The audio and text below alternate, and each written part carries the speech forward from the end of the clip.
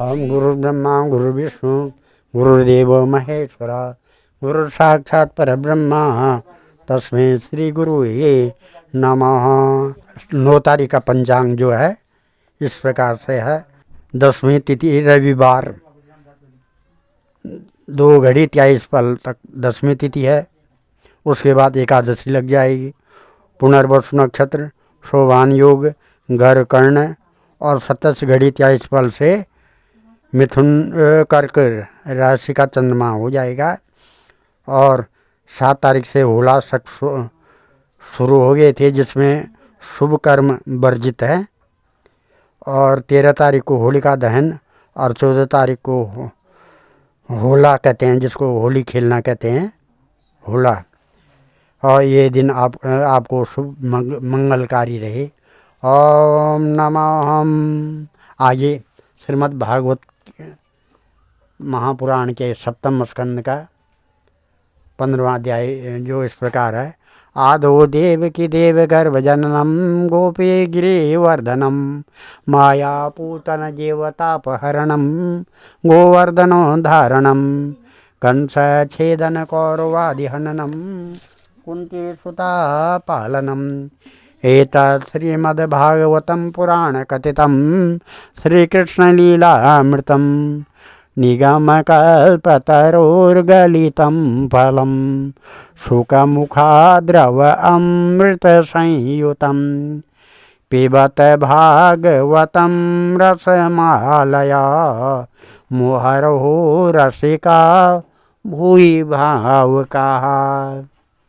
भगवान श्री कृष्णचंद्र नारायण जी के चरण कमलों में नतमस्तक होकर के गुरु श्री वेद व्यास जी, गुरु श्री माधवाश्रम जी, गुरु श्री नारद जी, गुरु श्री सुखदेव जी, गुरु श्री सुत जी के चरण कमलों में नतमस्तक होकर के हम ये श्रीमद् भागवत महापुराण 7वें स्कंद के 15वें अध्याय को शुरू करने जा रहे हैं, जिसमें आज का प्रसंग है गृहस्थों के लिए मोक्ष धर्म का वर्णन।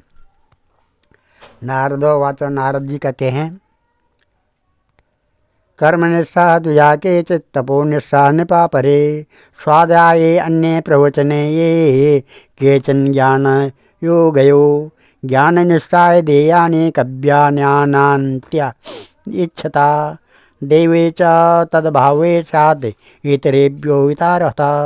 2 देवे पितृकार्ये त्रिनेकेरेकम् उभयत्र वा भोजेते सुसमृद्धोऽपि श्राद्धे कुर्यान् विस्तरम्। देशकालोचित श्रद्धा द्रव्यापात्रहरणानि च सम्यक् भवन्ति नैतानि विस्तरात् स्वजनार्पणात्। देशे काले च सम्प्राप्ते पुण्यं च हृदयवतं श्रद्धया विधिवत्पात्रे न्यस्तं कामं दुःखक्षयम्। देवर्षि पितृभूतेभ्यो आत्मने स्वजनाय च अन्नं सम विभज्जन् पश्येत सर्वं तत् पुरुषात्मकम्। श्री नारद जी कहते हैं, युधिष्ठिर, कुछ ब्राह्मणों की निष्ठा कर्म में, कुछ की तपस्या में, कुछ की वेदों के स्वाध्याय में और प्रवचन में, कुछ के आत्मज्ञान के संपादन में तथा कुछ के योग में होती है।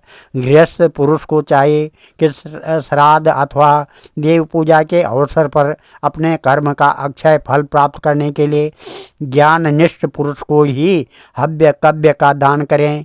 यदि वह न मिले तो योगी प्रवचनकार आदि को यथा योग्य और यथाक्रम दान देना चाहिए।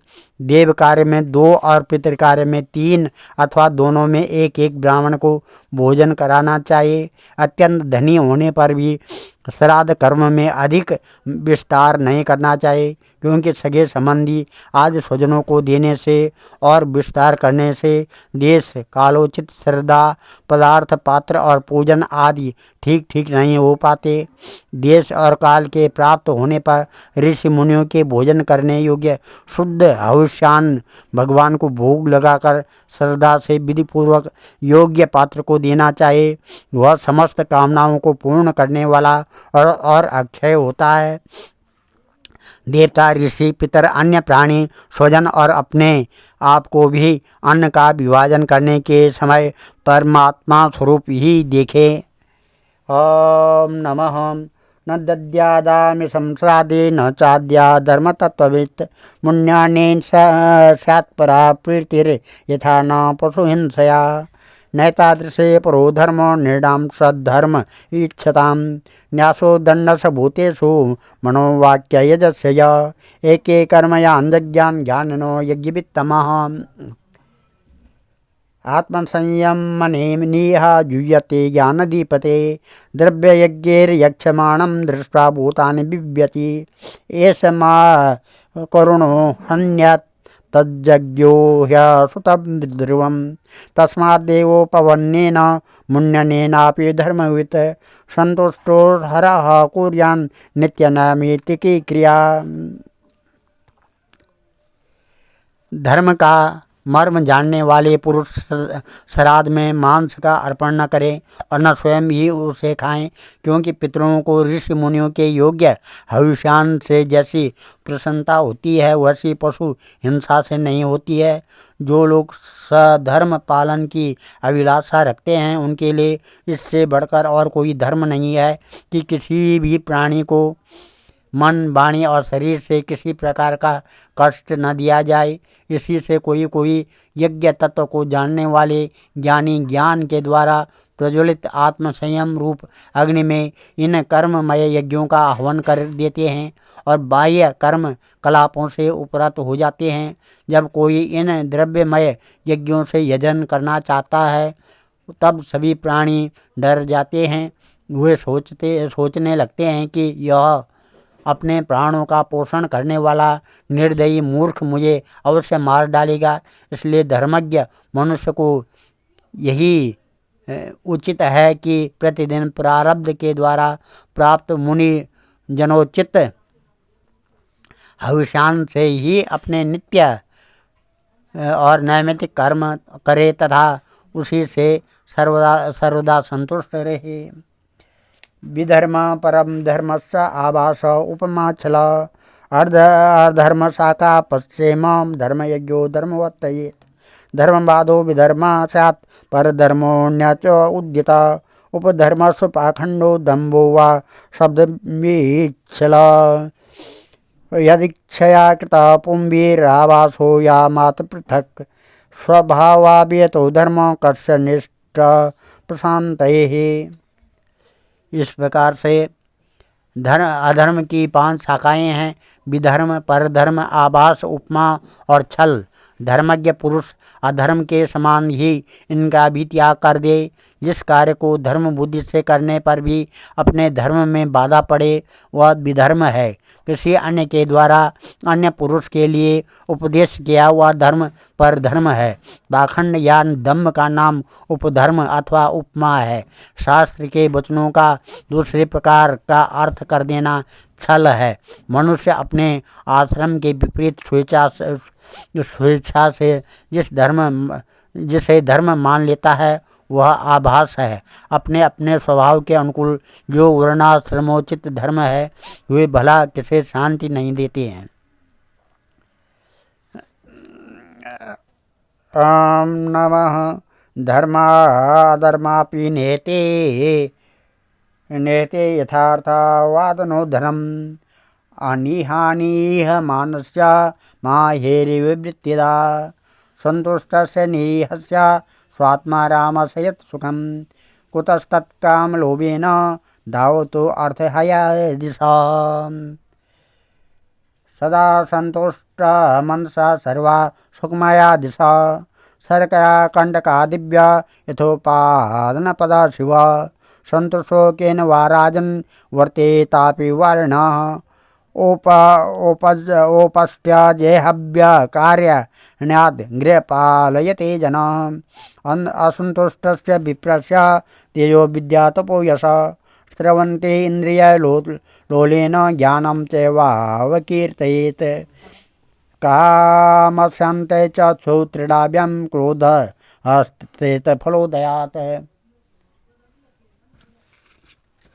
जनो याति न लोभत्सा जित्वा भुक्ता दिशो भुवा पंडिता बहु राजन बहुज्ञा संशयाच्छिदा सदस्या पतयो ये पेक असंतोषात पतन यदा असंकल्पादेत कामं क्रोधं काम विवर्जनात्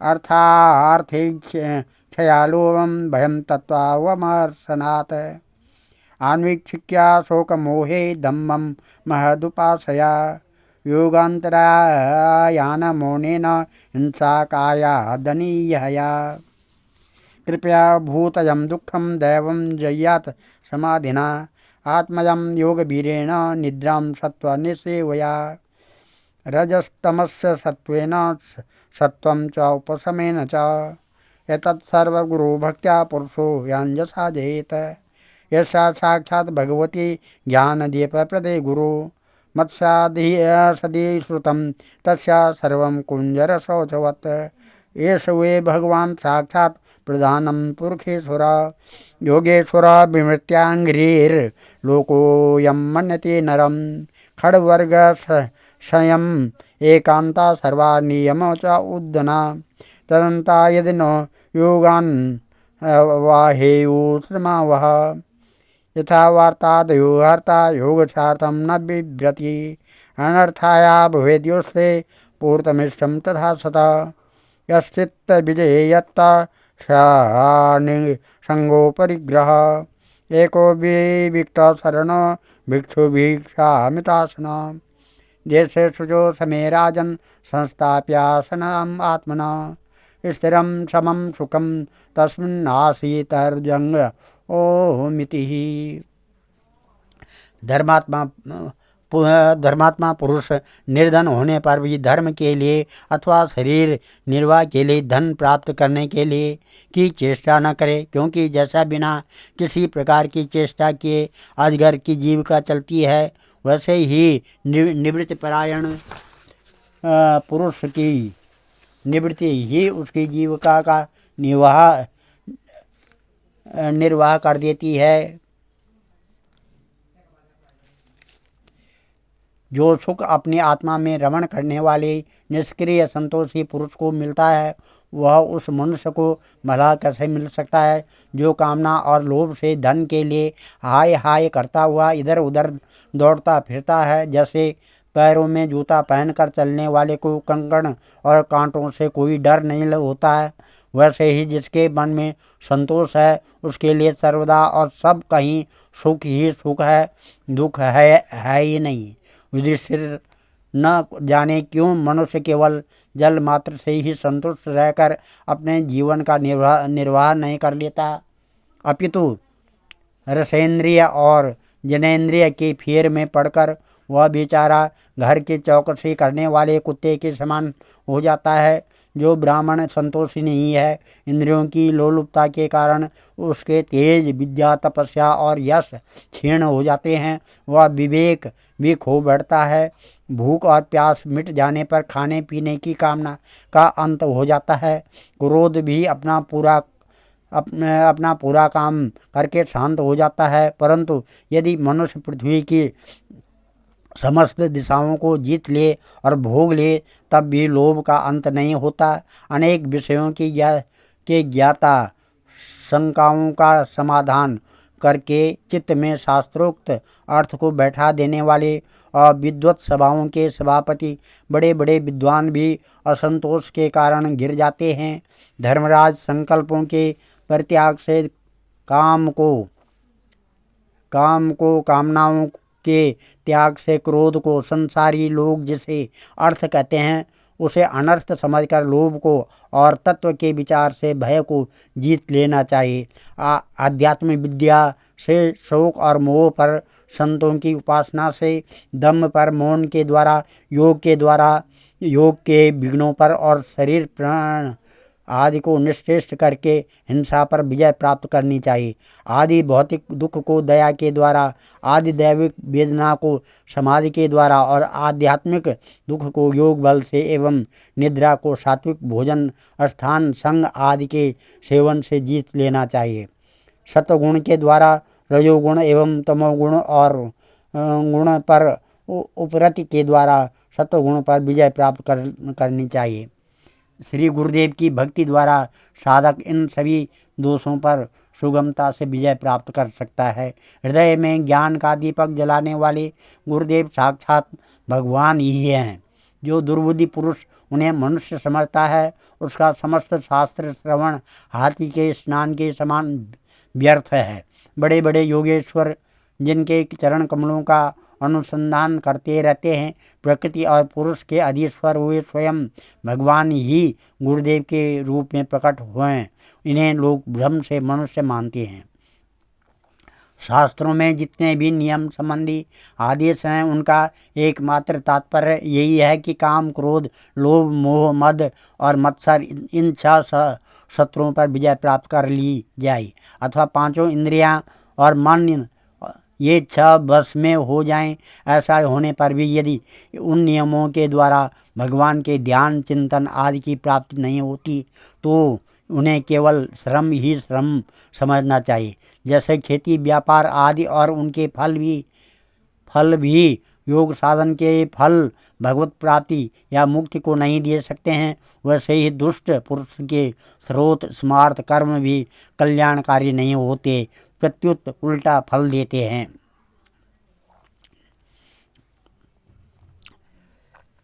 प्राणापानो सनिद्रुन्द्यात् पुरुकुंभ करे चके यावन् मनस्तेजेत् कामन् श्याना सागरी निरीक्षण यतो यतो निरसरति मनः कामहतं भ्रमत् ततस्तत् उपहृत्य हृदि रुन्द्याक्षा नैर्बुध एवं अभ्यासता चित्तं कालेनात्मपि यशेयति आनिशं यश निर्वाणं यात निन्दन् वह्निवत् कामादिभिर्नाविद्यं प्रशान्ताखिलवृत्तियत् चित्तं ब्रह्मसुखास्पृष्टं नैवोत्तिष्ठेत करिचित् यं प्रवज्य गृहात् पूर्वं त्रिवर्गावपनात् पुनः यद् सेवते तन्भिक्षु सवैवान्तास्य पत्रप ये स्वदेहो स्मृतो नात्मा मर्त्यो विटकृमि भस्मसात् त एनात्मसात् कृत्वा श्लाघन्ति यः सत्तमा गृहस्थस्य गृहत्यागो व्रतत्यागो वर्तोरपि तपस्विनः ग्रामसेवा भिक्षोरिन्द्रियलोलुपा आश्रमापसदा हेते खल्वाश्रमविडम्बका देवमाया विमूढास्ता अनुप्येक्षेतानुकम्पया आत्मानं चेद विजानीयात् परं ज्ञान दुताक्षण किमिच्छन् कस्य वा हेतो देहं पुष्णाति लम्पटः। जो पुरुष अपने मन पर विजय प्राप्त करने के लिए उद्यत हो, वह आसक्ति और परिग्रह का त्याग करके संन्यास ग्रहण करे, एकांत में अकेला ही रहे और भिक्षावृत्ति से शरीर निर्वाह मात्र के लिए स्वल्प और परिमित भोजन करे। युधिष्ठिर पवित्र और समान भूमि पर अपना आसन बिछाए और सीधे स्थिर भाव से समान और सुख कर आसन से उस पर बैठकर ओमकार का जप करे। जब तक मन संकल्प विकल्पों को छोड़ न दे, तब तक नासिका के अग्रभाग पर दृष्टि जमाकर पूरक, कुंभक और रेचक द्वारा प्राण तथा अपान की गति को रोके। काम की चोट से घायल चित्त इधर उधर चक्कर काटता हुआ जहाँ जहाँ जाए, विद्वान पुरुष को चाहे कि वह वहाँ से उसे लौटा लाए और धीरे धीरे हृदय में रोके। जब साधक निरंतर इस प्रकार का अभ्यास करता है, तब ईंधन के बिना जैसे अग्नि बुझ जाती है, वैसे थोड़े समय में उसका चित्त शांत हो जाता है। इस प्रकार जब काम वासनाएं चोट करना बंद कर देती हैं और समस्त वृत्तियाँ अत्यंत शांत हो जाती हैं, तब चित्त ब्रह्मानंद के स्पर्शन में मग्न हो जाता है और फिर उसका कभी उत्थान नहीं होता है। जो सन्यासी पहले तो धर्म और अर्थ और काम के मूल कारण गृहस्थ आश्रम का परित्याग कर देता है और फिर उन्हीं का सेवन करने लगता है, वह निर्लज्ज अपने उले हुए खाने वाला कुत्ता ही है। जिन्होंने अपने शरीर को आत्मा, अनात्मा, मृत्युग्रस्त और विष्टा, कृमि एवं राख समझ लिया था, वे ही मूढ़ फिर उसे आत्मा मान कर उनकी प्रशंसा करने लगते हैं। कर्म त्यागी गृहस्थ, व्रत त्यागी ब्रह्मचारी, गांव में रहने वाला तपस्वी, वानप्रस्थ और इंद्रिय लोलुप सन्यासी, ये चारों आश्रम के कलंक हैं और व्यर्थ ही आश्रमों का ढोंग करते हैं। भगवान की माया से विमोहित उन मूढ़ों पर तरस खाकर उनकी उपेक्षा कर देनी चाहिए। आत्मज्ञान के द्वारा जिसकी सारी वासनाएं निर्मूल हो गई हैं और जिसने अपने आत्मा को परब्रह्म रूप जान लिया, वह किस विषय की इच्छा और किस भोक्ता की तृप्ति के लिए इंद्रिय लोलुप होकर अपने शरीर का पोषण करेगा। आहु शरीरं रतमिन्द्रियाणि हयानभीषुन्मन इन्द्रियेशं वर्तमानि मात्रा दिशणां च श्रुतं सत्वं बृहद्बन्धुरमीशसृष्टम् अक्षं दश प्राणमधर्मधर्मो चक्रे विमानं रथिनं च जीवं धनुर्यतस्य प्रणवं पठन्ति सरं तु जीवं परमेव लक्ष्मम् रागो द्वेषश्च लोभश्च शोकमोहो भयं मद असूया च माया हिंसा च मत्सरः रजा प्रमादच्छुन्निद्रा शत्रवस्तेव मादय रजस्तमा प्रकृतयः सत्त्वप्रकृतयः क्वचितः। उपनिषदों में कहा गया है कि शरीर रथ है, इंद्रियां घोड़े हैं, इंद्रियों का स्वामी मन लगाम है, शब्दादि विषय मार्ग है, बुद्धि सारथी है, चित्त ही भगवान के द्वारा निर्मित बांधने की विशाल रस्सी है, 10 प्राण धुरी है, धर्म और अधर्म पहिए हैं और इनका अभिमानी जीव रथी कहा गया है। ओमकार ही उसी रथी का धनुष है, शुद्ध जीवात्मा बाण परमात्मा लक्ष्य हैं। इस ओमकार के द्वारा अंतरात्मा को परमात्मा में लीन कर देना चाहिए। राग द्वेष लोभ शोक मोह भय मद मान अपमान, दूसरे के गुणों में दोष निकालना, छल हिंसा, दूसरे की उन्नति देकर जलना, तृष्णा प्रमाद भूख और नींद, ये सब और ये ऐसे ये जीवों के और भी बहुत से शत्रु हैं। उनमें रजोगुण और तमोगुण प्रधान वृत्तियाँ अधिक हैं। कहीं कहीं कोई सत्वगुण प्रधान ही होती हैं। यावत् निकाया रथमात्मवशोक कल्पम धत्ते गरिष्ठ चरणार्चनम निशा तम ज्ञानासिमुच्यात् बलो ददस्त शत्रुं स्वराजतुष्ट उपशांत इदं विद्वहारा नो चेत् प्रमत्तमसिद्ध इंद्रिय वाजसूता नैतोत्पथं विषयदशुषनिक्षिपन्ति तेजस्य व सहयसूतं ममुक्तमुन्दे संसारकूप उरुमृत्युभये क्षिपन्ति। यह मनुष्य शरीर रूप रथ जब तक अपने बस में है और उसके इंद्रिय मन आदि सारे साधन अच्छी दशा में विद्यमान हैं,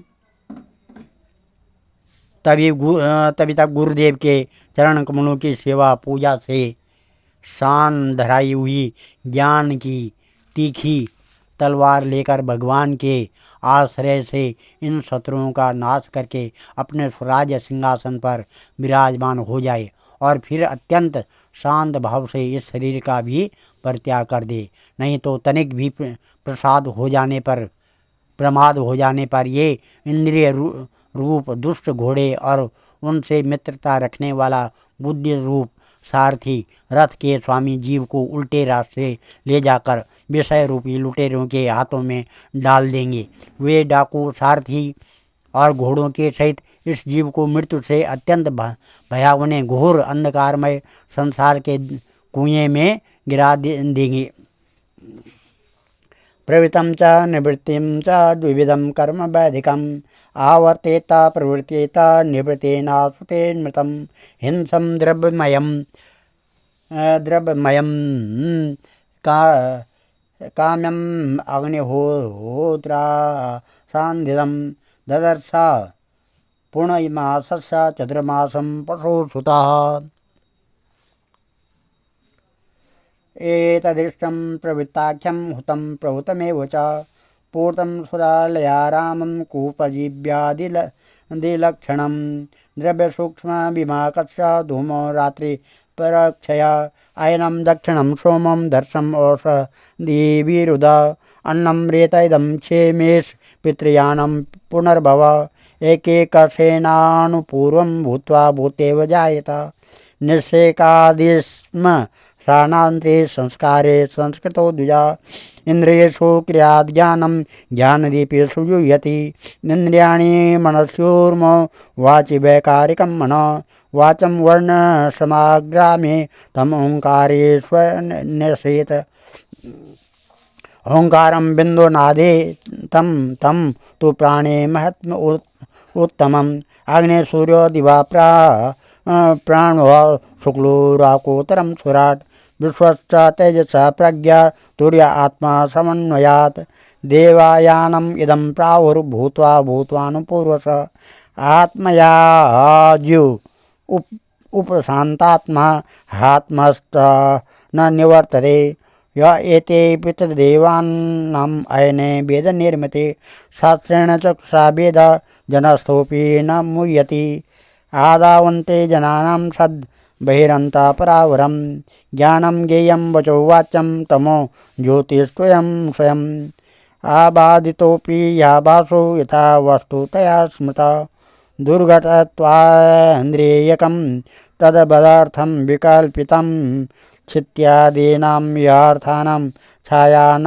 कथमापि न संगातो विकारोऽपि न पृथङ्गान्वितो मृषा धातवो वा वित्वादा तन्मात्रा वैर्विना न यशूर्हात् सत्य वय विन्यासन् वयवो अन्तः स्यात् सादृश्या भ्रमस्ताद्वत् विकल्पे सति वस्तुना जागरस्त्वापो यथा स्वप्ने तथा विधि निषेधता भावद्वैतं क्रियाद्वैतं द्रव्यद्वैतं तथात्मनो वर्तयन् स्वानुभूतेयं स्त्रीण स्वाप्राणोदुन्यते मुनि कार्यकारणवस्तैक्यं हर्षणं पठतन्तुवत् अवस्तुत्वाद् विकल्पस्य भावाद्वैतं तदुच्यते यद् ब्रह्माणि परे साक्षात् सर्वकर्म समर्पणं मनोवाक्तानुभूपार्थ क्रियाद्वैतं तदुच्यते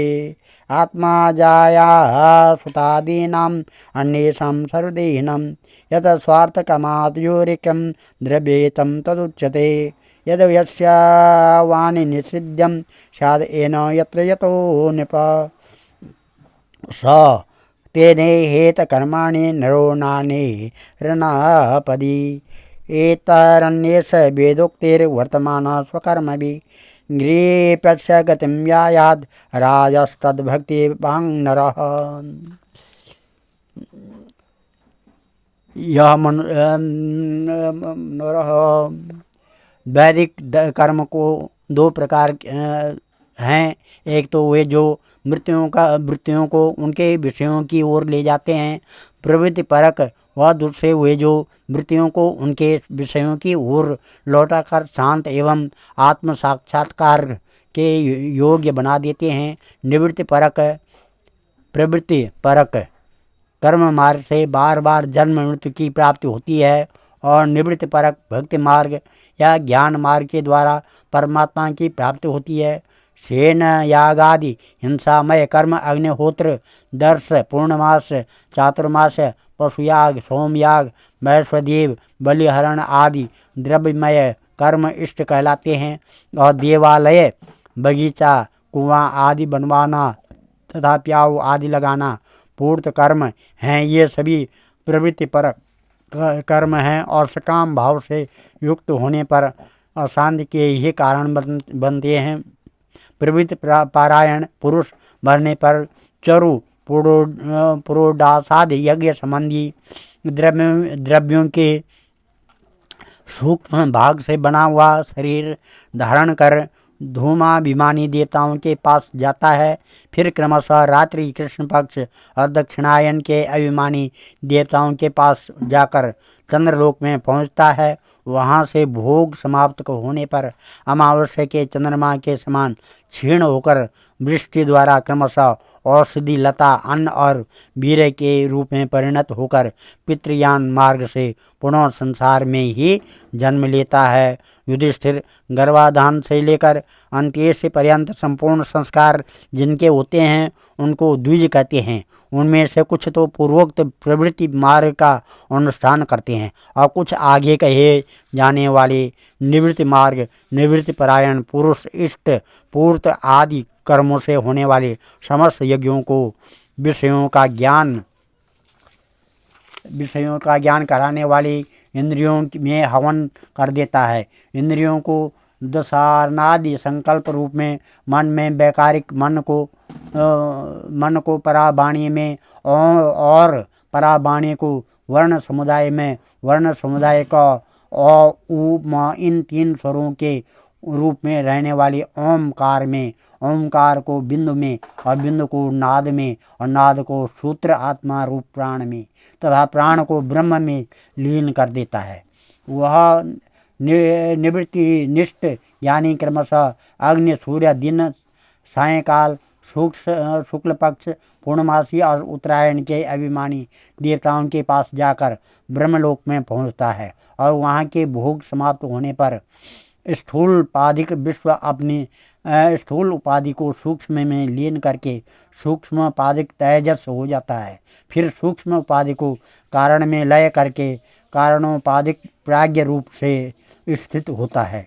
फिर सबके साक्षी रूप से सर्वत्र अनुगत होने के कारण साक्षी के ही स्वरूप में कारणोपाधिक लय करके तुरीय रूप से स्थित होता है। इस प्रकार दृश्यों का लय हो जाने पर वह शुद्ध आत्मा रह जाता है।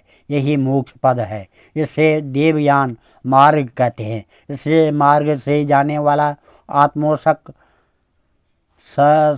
संसार की ओर से निवृत्त होकर क्रमशः एक से दूसरे देवता के पास होता हुआ ब्रह्मलोक में जाकर अपने स्वरूप में स्थित हो जाता है। वह प्रवृत्त मार्गों के समान फिर जन्म मृत्यु के चक्कर में नहीं पड़ता है। वे पितृयान और देवयान दोनों ही वेदोक्त मार्ग हैं। जो शास्त्रीय दृष्टि से इन्हें तत्वतः जान लेता है वह शरीर में स्थित रहता हुआ भी मोहित नहीं होता है। पैदा होने वाले शरीरों के पहले भी कारण रूप से और उनका अंत हो जाने पर भी उनकी अवधि रूप से जो स्वयं विद्यमान रहता है, जो भोग रूप से बाहर और भोक्ता रूप से भीतर है तथा ऊंच और नीच जानना और जानने का विषय वाणी और वाणी का विषय अंधकार और प्रकाश आदि वस्तुओं के रूप में जो कुछ भी उपलब्ध होता है वह सब स्वयं वह तत्ववेता ही है। इसी से मोह उसका स्पर्श नहीं कर सकता है। दर्पण आदि में दीख पड़ने वाला प्रतिबिंब विचार और युक्ति से बाधित होता है। उसका उनमें अस्तित्व है नहीं, फिर भी वस्तु के रूप में तो वह दिखता ही है। वैसे ही इंद्रियों के द्वारा दिखने वाला वस्तुओं का भेदभाव भी विचार युक्ति और आत्मानुभव से असंभव होने के कारण वस्तु तो न होने पर भी सत्य व सा प्रतीत होता है। पृथ्वी आदि पंचभूतों से इस शरीर का निर्माण नहीं हुआ है। वास्तविक दृष्टि से देखा जाए तो न तो वह उन पंच महाभूत संगात हैं और न विकार या परिणाम ही, क्योंकि यह अपने अवयवों से तो अलग है और उनमें अनुगत ही है, अतएव मिथ्या है। इसी प्रकार शरीर के कारण रूप पंचभूत भी अवयवी होने के कारण अपने अवयवों सूक्ष्म भूतों से भिन्न नहीं है, अवयव रूप ही है। जब बहुत खोजबीन करने पर भी अवयवों की अतिरिक्त अवयवी का अस्तित्व नहीं मिलता, वह असत ही सिद्ध होता है। तब अपने आप ही यह सिद्ध हो जाता है कि ये अवयव भी असत्य ही है। जब तक अज्ञान के कारण एक ही परम तत्व में अनेक वस्तुओं के भेद मालूम पड़ते रहते हैं, तब तक वह यह भ्रम भी रह सकता है कि जो वस्तुएं पहले थी वह अब भी है। और स्वप्न भी जिस प्रकार जागृत स्वप्न और अवस्थाओं के अलग अलग अनुभव होते ही हैं, तथा अपने उनमें भी विधि निषेध के शास्त्र रहते हैं, वैसे ही जब तक इन भिन्नताओं के अस्तित्व का मोह बना हुआ है, तब तक यहाँ भी विधि निषेध के शास्त्र हैं ही। जो विचारशील पुरुष स्वानुभूति से आत्मा के त्रिविध अद्वैत साक्षात्कार करते हैं, वे जागृत स्वप्न सुषुप्ति और दृष्टा दर्शन तथा दृश्य के भेद रूप स्वप्न को मिटा देते हैं। वे अद्वैत तीन प्रकार के हैं, भावाद्वैत, क्रियाद्वैत और द्रव्याद्वैत। जैसे वस्त्र सूत रूप ही होता है, वैसे ही कार्य भी कारण मात्र ही है, क्योंकि भेद तो वास्तव में हैं ही नहीं। इस प्रकार सबकी एकता का विचार भावाद्वैत है। युधिष्ठिर, मन वाणी और शरीर से होने वाले सब कर्म स्वयं पर ब्रह्म परमात्मा में ही हो रहे हैं, उसी में अध्यस्त हैं। इस भाव से समस्त कर्मों को समर्पित कर देना क्रियाद्वैत है। स्त्री पुत्र आदि सगे संबंधी एवं संसार के अन्य समस्त प्राणियों के तथा अपने स्वार्थ और भोग एक ही हैं, उनमें अपने और पराये का भेद नहीं है। इस प्रकार विचार द्रव्याद्वैत है। युधिष्ठिर, जिस पुरुष के लिए जिस द्रव्य को जिस समय जिस उपाय से जिससे ग्रहण करना शास्त्रज्ञ के विरुद्ध न हो, उसे उसी से अपने सब कर्म कार्य संपन्न करने चाहिए। आपत्ति काल को छोड़कर इससे अन्यथा नहीं करना चाहिए। महाराज, भगवत भक्त मनुष्य वेद में कहे हुए इन कर्मों के द्वारा अन्यान्य स्वकर्मों के अनुष्ठान से घर में रहते हुए भी श्री कृष्ण की गति को प्राप्त करता है। युधिष्ठिर करता है। यथा यूयम नृपदेव दुस्तजा दपा गणादोत्तरतात्मना प्रभु यदपाद पंके रूह सेवया भवा न हर्षजे निर्जित दिग्गज कुरुतन। जिस प्रकार से युधिष्ठिर, जैसे तुम अपने स्वामी भगवान श्री कृष्ण की कृपा और सहायता से बड़ी बड़ी कठिन विपत्तियों से पार हो गए हो और उन्हीं के चरण कमलों की सेवा से समस्त भूमंडल को जीतकर तुमने बड़े बड़े राजसूय आदि यज्ञ किए हैं। ये अहम पुरा बहुम कश्चित् गंधर्वम उपहरणम नाम्नातीते महाकल्पे गंधर्वाणम सुसम्मता रूपपेशलमाधुर्यं सौगंध्या प्रियदर्शन श्रीणं प्रियतमो नित्यं मतस्तु पुरुलंपट एकदा देवसत्रे तु गंधर्वा सरसंगणा उपहूता विश्वसिग्भिर हरिर्गाथोपगायने अहं च गायस्तदा विद्वान् त्रिभिः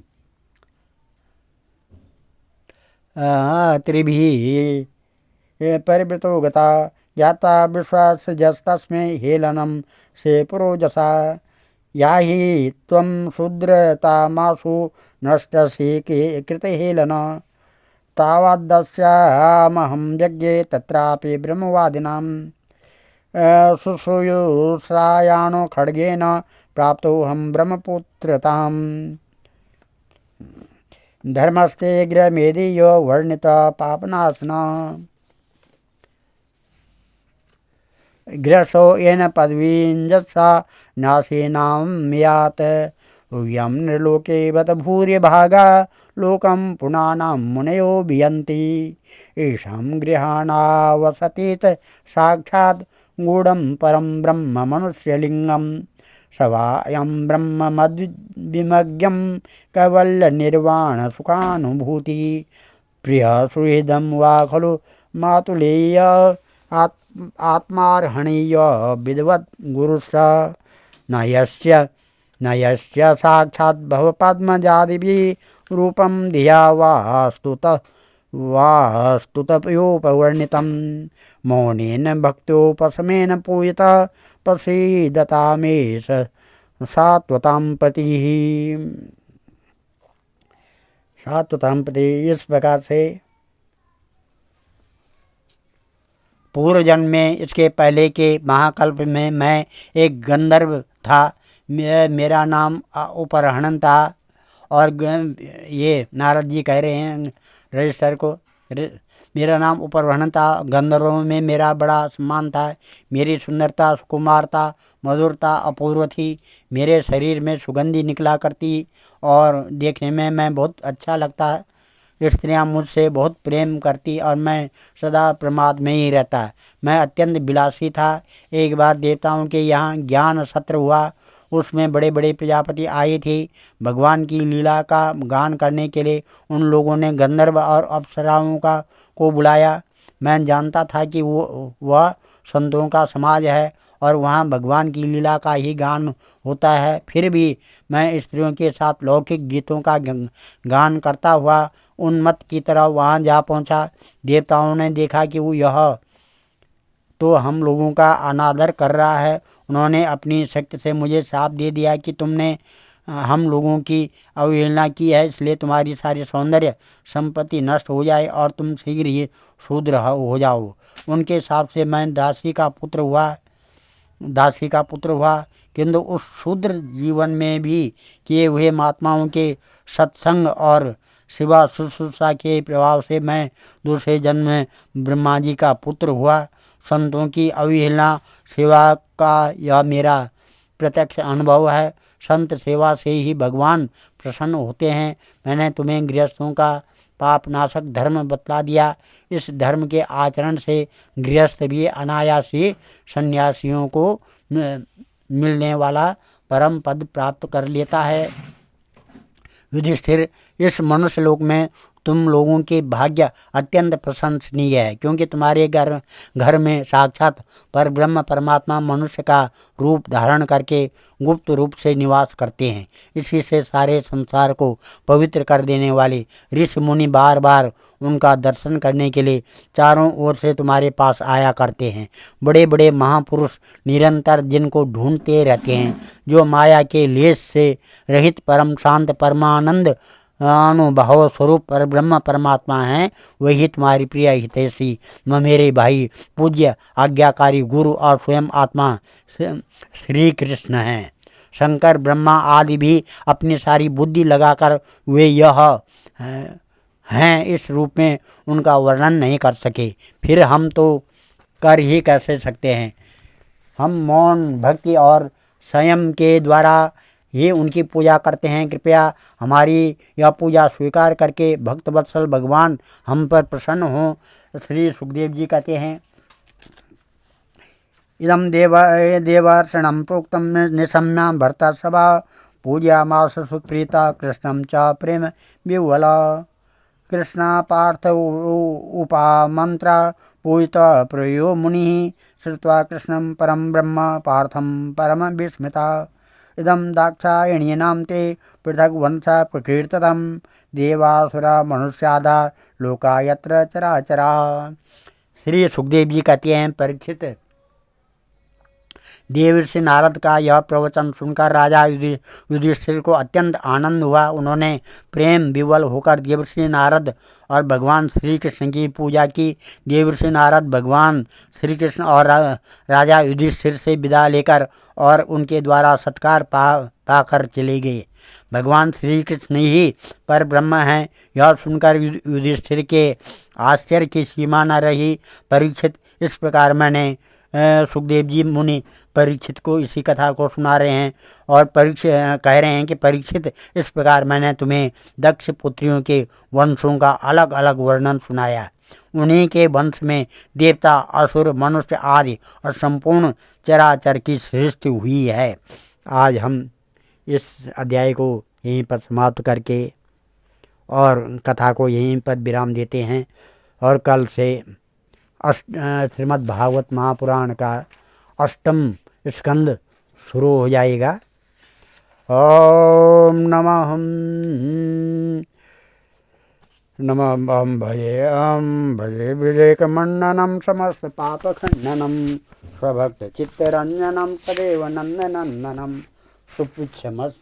पिच्छगुच्छमस्तकं सुनादवेणुहस्तकम् अनङ्गरङ्गसागरं नमामि कृष्णनागरं मनोजगर्वमोचनं विशाललोललोचनं विदूतकोपशोचनं नमामि पद्मलोचनं करारिबिन्दभूधरं स्मृतावलोकसुन्दरं महेन्द्रमानदारणं नमामि कृष्णवारणं कदम्बसूर्णकुण्डलं सुचारुगण्डमण्डनं ब्रजाङ्गनयकवल्लभं नमामि कृष्णदुर्लभं यशोदया समोदया सगोपया सनन्दया युतं सुखैकदायकं नमामि गोपनायकं सदैव पादपङ्कजं मदीयमानसे निजं ददानमुत्तमालकं नमामि नन्दबालकं समस्तदोषशोषणं समस्तलोकपोषणं समस्तगोपमानसं नमामि नन्दलालसा भूभरावतारकं भवाब्धकर्णधारकं यशोमतीकिशोरकं नमामि चित्तचौरकं दृगन्तकान्तभङ्गिनं सदा सदालिसंज्ञिना दिने दिने नवं नवं नमामि नन्दसम्भवं गुणाकरं सुखाकरं कृपाकरं कृपापरं सुरदुषीनिकन्दनं नमामि गोपनन्दनं नवीनगोपनागरं नवीनकेललम्पटं नमामि मेघसुन्दरं तडित्प्रबालसत्पटं समस्तगोपनन्दनं हृदम्बुजेकमोदनं नमामि कुञ्जमध्यगं प्रसन्नभानुशोभनं निकामकामदायकं दृगन्तचारुसायकं रसालवेणुगायकं नमामि कुञ्जनायकं विदग्धगोपिकामनोज्ञतल्पशायिनं नमामि कुञ्जकानने प्रबुद्धमन्यपाणीयं किशोरिकान्तिरञ्जितं दृगज्जनं सुशोभितं गजेन्द्रमोक्षकारिणं नमामि श्रीविहारिणं यदा तदा यथा तथा तथैव कृष्णसत्कथा मया सदैव गीयतां तथा कृपा विधीयतां प्रमाणिकाष्टकाद्वयं जपत्यदित्यया पुमान् भवेत् नन्दनन्दने भवे भुवेषु भक्तिमान्।